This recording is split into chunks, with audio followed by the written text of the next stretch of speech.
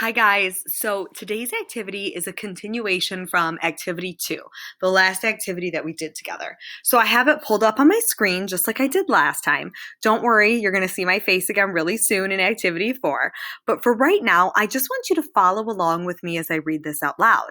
I'm going to guide you through this. When we get to those couple questions, please answer the questions after the question mark in a color other than black. So, we were talking about Newton's cradle before.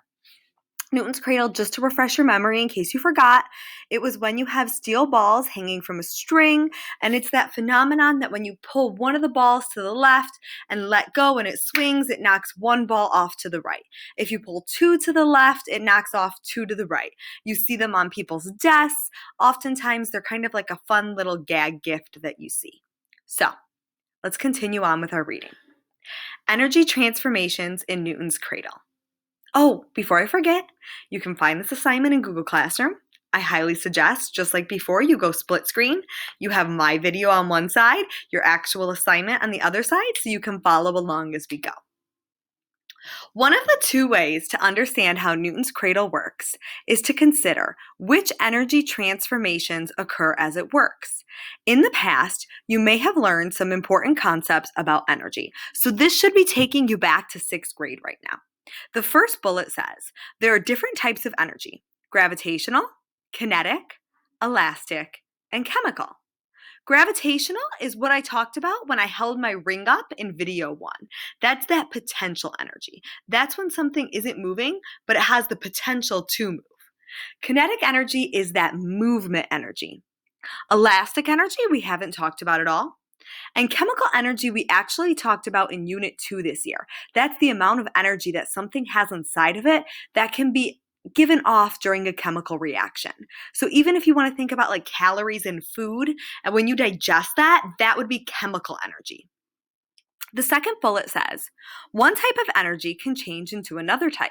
Scientists call this energy transformation. So go back to video 1. I held my wedding ring up.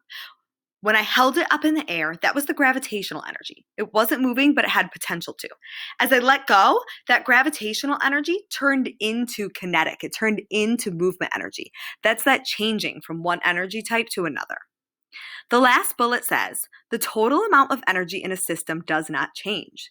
So if we had a certain amount of gravitational energy, that number is the exact same number, the amount of kinetic energy that we have within the system.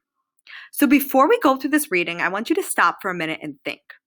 What types of energy transformation occur when Newton's cradle is operating? What types of energy are transferred to the cradle's surroundings? So if it works for you, you can pause me right now. But that first question is asking, what types of energy transformations occur? So what kind of energy do we start with? What kind of energy is that changing into, transferring into? And what types of energy are transferred to the cradle's surroundings? My big hint for you, we've been really focusing on that gravitational and that kinetic energy. So think, where would we have gravitational energy in that Newton's cradle process? Where would we have kinetic energy in that Newton's cradle process? If you need an extra moment, pause me, type out your answer. Remember to please always answer in complete sentences. And then I'm going to keep reading.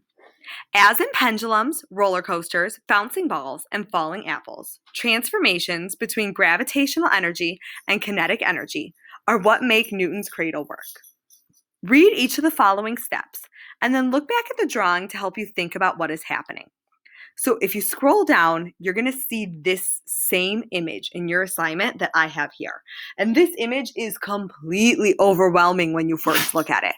So we're going to try to break this image down as much as we can to help you understand it.